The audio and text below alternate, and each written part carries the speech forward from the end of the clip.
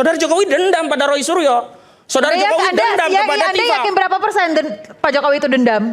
Ketika kasus ini dipaksakan lanjut, padahal dia sudah merestorasi dengan cara meluluskan proses perdamaian pada 3 yang sebelumnya. Pak Jokowi akan membawa semua ijazah SD, SMP, SMA, ya, ijazah. Nah ini UGM-nya, kebohongan nih, saya mau pastikan. supaya Nanti saat persidangan itu nggak ada kewenangan seorang proses korban yang membuktikan. dilalui selama Kewenangan ini udah pindah ke jaksa. itu sudah melalui Dan barang yang berbagai disita tahapan-tahapan hanya proses SMA dan hukum S1, nggak ada yang SD, ada SMP. di Sehingga KUHP. tidak relevan ngomongin SD, Jadi SMP. KUHP nanti Nggak ada dia di bukan barang bukti. sarjana. Gimana? Seru kan nonton episode dari Rakyat Bersuara?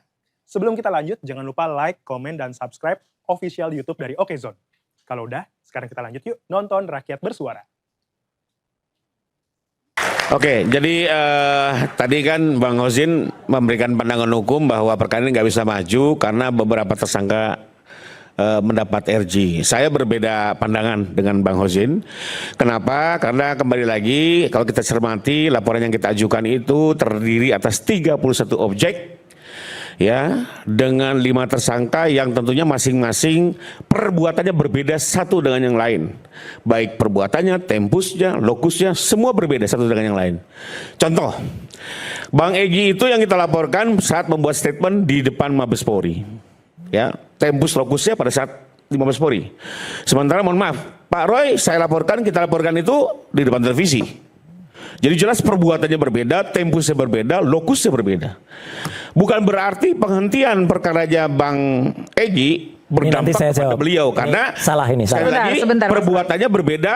Jangan lupa ya, 31 objek dengan 5 tersangka. Paling tidak satu orang ada beberapa objek.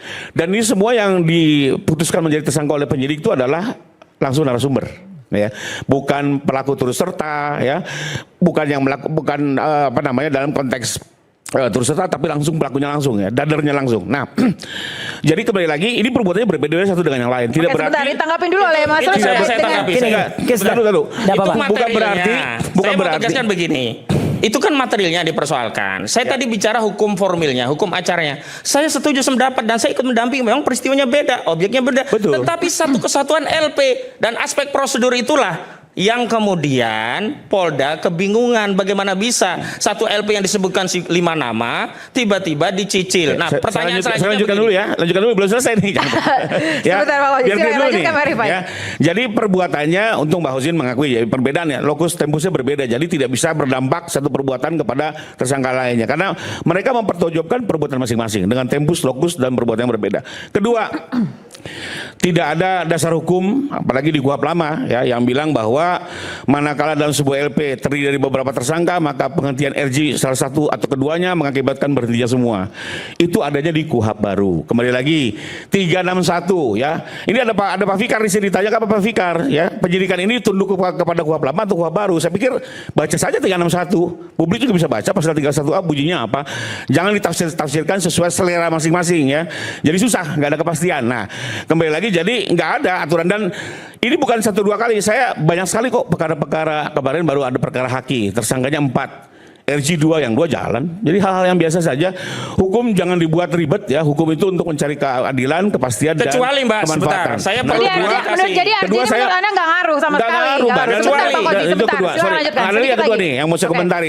Tadi Bang Hozin bilang bahwa polisi diremot oleh Pak Jokowi. Ya, saya keberatan dengan statement itu ya. Kalau memang bicara seperti itu, kami dari 6 bulan yang lalu juga ingin perkara ini lanjut ke sidang. Nyatanya kan tidak. Artinya tidak agar ada remote di sini ya. Itu betul-betul Pak Jokowi menjalankan kepada mekanisme hukum yang berlaku ya. Bahwa kita bicara cukup lama setahun ini memang cukup lama. Ya kita mengharapkan cepat. Tapi kembali lagi kita menghormati. Kita tidak menekan, melakukan intervensi karena sekarang udah bukan zamannya. Kedua, tadi bahwa bilang RG ini permintaan Pak Jokowi tidak ya, kita saksikan bersama yang memohonkan RG itu justru masing-masing tersangka. Pak Egy, Pak DHL termasuk Pak Rismon. Jadi nggak ada Pak Jokowi itu meminta RG, tidak. Yang minta para tersangka Pak Jokowi hanya sekedar mengabulkan. Jadi kembali lagi itu asumsi-asumsi karena faktanya tidak demikian ya. Tapi kembali lagi buat saya Pak Jokowi bijak ya, sekalipun beliau sudah boleh dibilang nama baiknya dirusak ya dengan begitu intensnya, tapi beliau masih mau memaafkan, terutama kepada Pak Rismon yang boleh dibilang beliau ini tersangka yang paling keras dan paling kasar, tapi beliau begitu logonya. Artinya apa? Pak Jokowi sendiri tidak melihat person A, B harus jadi tersangka atau apa, tapi beliau ingin perkara ini segera disidangkan. Agar apa? Agar pulih nama baiknya, agar jelas ijazah ini asli atau tidak, agar nama baik UGM, KPU, KPUD, Kemendikti semua bisa dipulihkan. Dengan cara apa? Kita buka persidangan, kita gelar, Bang Husin juga sudah siap, masyarakat bisa mengikuti, dan dari situ nanti ada keputusan. Karena ini negara hukum, maka keputusan itu harus kita akui sebagai Gini, Pak, ya. Sebenarnya berarti nama ini bukan hanya nama Pak Jokowi saja, tapi KPU dan lain-lain juga. Ya, semua kan keseret, Mbak. Oke, Udah baik. malah dibilang masuk skenario apa segala macam, kasihan. Supaya masyarakat Kampus tahu, Separoh itu loh. supaya masyarakat tahu dan Pak Rifai juga tahu ya. Apa yang saya terima dalam surat panggilan undangan pemeriksaan waktu itu adalah pertama kali adalah ketika dia alamatkan ke saya yang tersurat.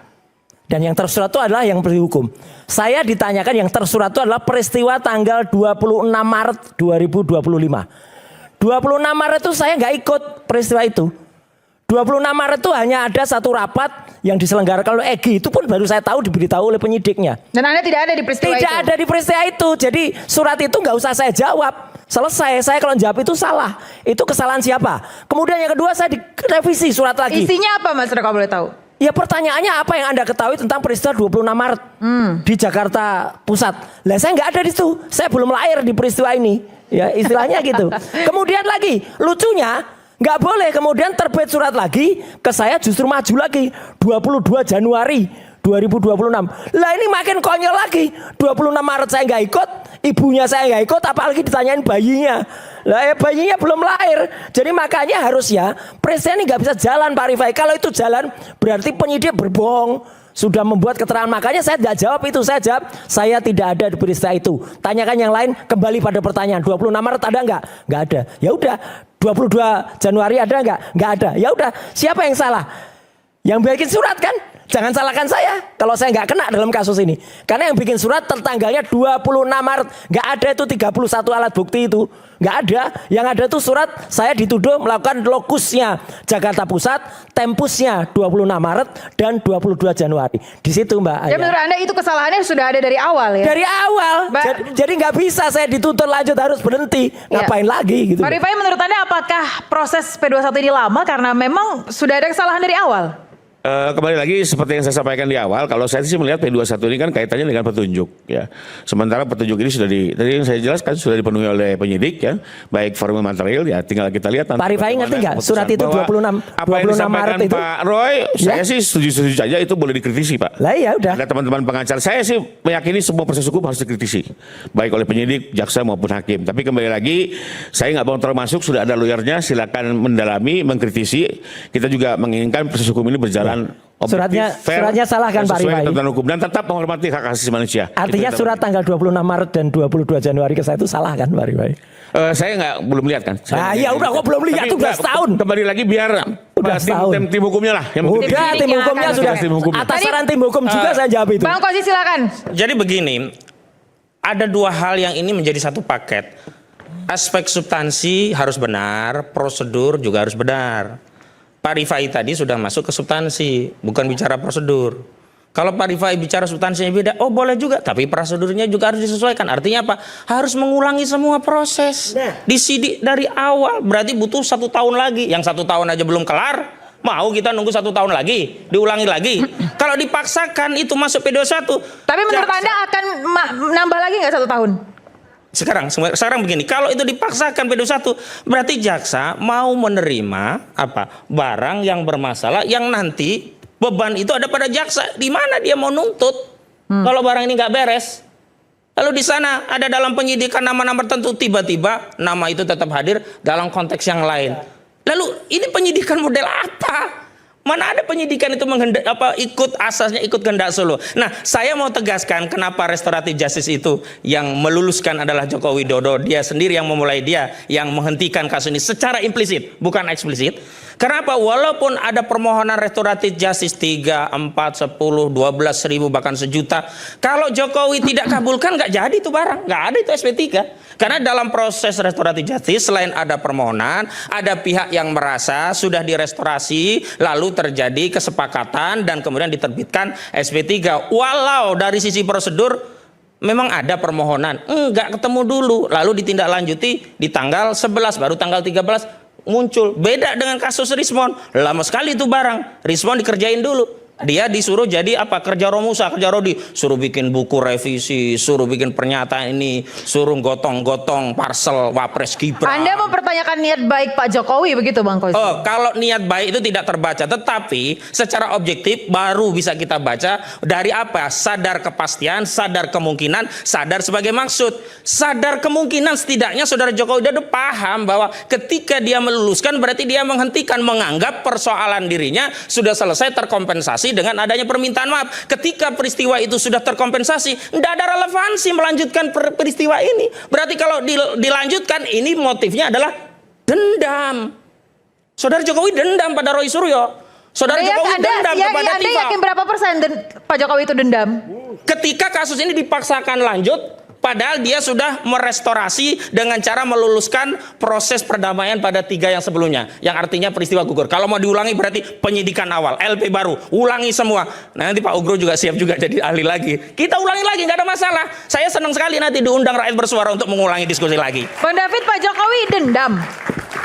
Ya, itu kan selalu opini yang putar balik dan itu nggak punya nilai hukum sebenarnya. Karena nilai hukum itu ada di persidangan nanti. Berkali-kali kita katakan, Pak Jokowi sudah sekian kali melakukan statement, kita tunggu persidangan dan Pak Jokowi akan membawa semua ijazah SD, SMP, SMA, ya, ijazah. Nah, ini UGM-nya, kebohongan nih. Saya mau pastikan. supaya Nanti saat jelas persidangan itu nggak ada kewenangan bahwa seorang proses korban yang membuktikan. dilalui selama Kewenangan ini udah pindah ke jaksa. itu sudah melalui Dan barang yang berbagai disita tahapan-tahapan hanya proses SMA dan hukum S1, nggak ada yang SD, ada SMP. di Sehingga KUHP. tidak relevan ngomongin Maksudnya, SD, Jadi SMP. KUHP nanti Nggak ada dia di bukan barang sarjana bukti. hukum, nanti Mas. pengadilan akan Maklum, membuktikan karena bukan sarjana apa hukum, Bukan sarjana tidak hukum, bukan mengerti. pihak. argumen-argumen Nggak punya dari legal tim-timnya standing. Roy dan Jadi semua ngapain juga nih penasehatnya ngomong ya?